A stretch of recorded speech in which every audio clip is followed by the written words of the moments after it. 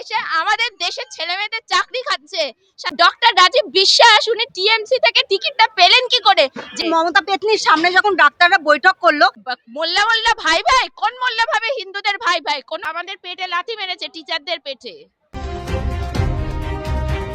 কিছু বলতে চাই, আমি একজন নারী, পশ্চিম বাংলার, আমি একজন শিক্ষিত বেকার, আমাদের পেটে লাথি মেরেছে, তার ফল আজকে তারা পাচ্ছে।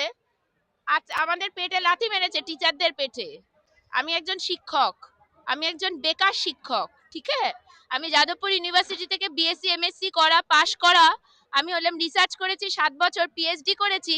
আর যখন আমি ক্যালকাটা ইউনিভার্সিটিতে 4বার আমি কলেজ সার্ভিস কমিশন দিয়েছি, সেখানে আমার জায়গায় টিএমসির পার্টির ছেলেদের ঢুকিয়ে, মোল্লা ঢুকিয়ে, যার সে শিক্ষাগত যোগ্যতা নেই, সে এখন প্রেসিডেন্সি আর ক্যালকাটা ইউনিভার্সিটিতে অধ্যাপক হয়েছে তারা। ঠিক আছে, তাদের শিক্ষাগত যোগ্যতা আছে? স্টুডেন্টরা, আমার স্টুডেন্টদের স্কুল বন্ধ করে মদের ঠেক বসিয়েছে। হ্যাঁ, রুদ্রনীল ঘোষ তো দেখিয়েছে আপনাদের সবাইকে। হ্যাঁ, ওখানে তো কুণাল ঘোষের ওখানে তো মদের ঠেক বসিয়েছে। এরকম প্রত্যেকটা জায়গায় যারা নিজেরা করতে চায়, যারা টিচাররা নিজেদের টাকা দিয়ে এনজিও করাতে যায়, তাদেরকে তাড়িয়েছে। আর মেয়ে হিসাবে আরজি করের ঘটনা, আর সেই রেখা রেখা ওনাদের সন্দেশখালি ওই মেয়েদের উপর যা অত্যাচার হয়েছে, সেগুলো আমরা কোনোদিন ভুলবো না। রেখা করের সাথে যা হয়েছে, একজন নারী হিসাবে, একজন শিক্ষক হিসাবে, একজন বাঙালি হিসাবে এর সাজা আমরা নিজেরা দেব।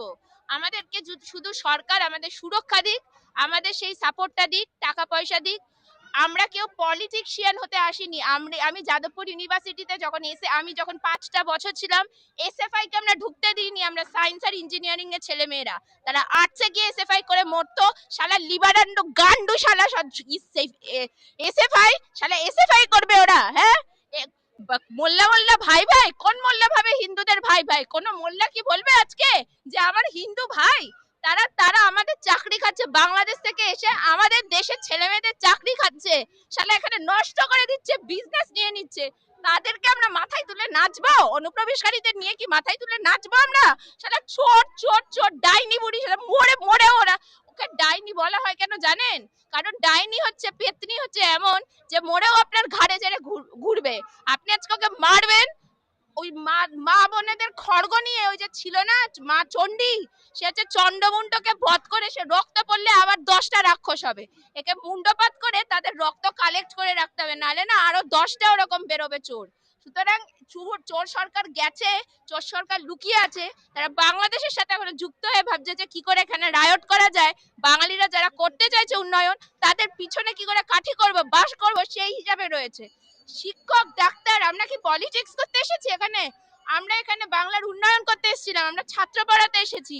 আমরা চেয়েছিলাম যেন আজকে একটা ছাত্র ভালো হলে সে আগামী দিনে সে ডিস্ট্রিক্ট ম্যাজিস্ট্রেট হবে, সে ডাক্তার হবে।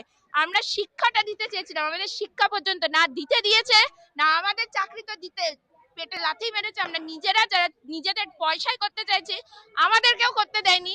যারা প্রতিবাদ করতে গেছি, সেখানে আমাদেরকে খুনের থ্রেট দেওয়া হয়েছে। আমরা কিন্তু বিজেপি করি না, আমরা কোনো পলিটিক্স করি না। আমরা এখানে বিজ্ঞান, গবেষণা, ইঞ্জিনিয়ারিং, ডাক্তারি, আমরা সবাই ডাক্তারটার পিছনে কেন আমি বসবো? রানাঘাটের কলেজের মেয়ে, সে একটা পড়াশোনা করতে গেছে, একটা স্টুডেন্ট, সে তার কলেজে পড়তে গেছে, তার বাইকে তুলতে চেয়েছে একটা টিএমসির একটা ছাত্র পরিষদের একটা ছেলে মেয়েটাকে দাঁড় করিয়ে। তার কি সাহস হয়? তোমার মেয়েটাকে ভালো লেগেছে ঠিক কথা, তুমি টিএমসি ছাত্র পরিষদের ছেলে বলে তুমি মেয়েটাকে বলছো, তোমার জুনিয়রকে বলছো তুই বাইকের পিছনে বসো। বাইকের পিছনে বসতে চাইনি বলে ওর হাত ধরতে গেছে, ওকে মলেস্ট করতে গেছে, আর ওকে বলছে তোকে আমি দেখে নেব। ও কেন? ও মেয়েটার কি কোনো রাইট নেই বলার যে দাদা আপনাকে আমি চিনি না, আপনার বাইকে আপনি যত আমার সিনিয়র হন, আমি তো আপনাকে চিনি না? ওর তো রাইট আছে মেয়েটার বলার। একটা কলেজে পড়াশোনা করতে পারছে না কেউ, শান্তিতে মেয়েরা থাকতে পারছে না, এত সুরক্ষার অভাব এখানে। শুধু কি পড়াশোনা, যে ইয়েতে গিয়েছে আপনাদের ডক্টরের, যখন যেখানে রাস্তাঘাটে আমাদের মমতা পেত্নি কি বলেছে? মমতা পেতনির সামনে যখন ডাক্তাররা বৈঠক করলো, তখন মমতা পেতনিকে ডাক্তাররা সরাসরি বলল যে এখানে যাদের আপনারা পাশ করিয়েছেন তারা পাশ করার যোগ্যই নয়, আর যাদের ফেল করানো হয়েছে তারা গোল্ড মেডেলিস্ট পাওয়ার যোগ্য। সেটা তো দুনিয়ার লোক দেখেছে। আজকে ডক্টর রাজীব বিশ্বাস উনি টিকিট পান কি করে টিএমসি থেকে? হ্যাঁ, উনি ডক্টর রাজীব বিশ্বাস উনি টিএমসি থেকে টিকিটটা পেলেন কি করে? যেখানে উনি দায়ী, ওই আরজি করের মেয়েটার মৃত্যুর জন্য পিছনে উনি সবথেকে বেশি দায়ী। উনি সবথেকে বেশি দায়ী, সেখানে উনি আজকে টিএমসি টিকিট পেয়েছেন দাদা? হ্যাঁ, বিধায়ক হবেন? ডক্টর রাজীব বিশ্বাস একটা পিজি সিট কেড়ে নিয়েছে, সরকারি চাকরির থেকে সিট নিয়ে সে কালকে দেখবেন দেখিয়েছে তারা ডাক্তাররা। দেখুন দাদা, আমাদের কোনো ঠাকা নেই, আমরা কোনো পার্টি করি না, ডাক্তাররা কোনো পার্টি করে না, আমরা বিজ্ঞানীরা, আমরা শিক্ষকরা কোনো শিক্ষা সমাজ আমাদের ফিরে পেতে হবে, মানে সুস্থ মেয়েদের, নারীর সম্মান।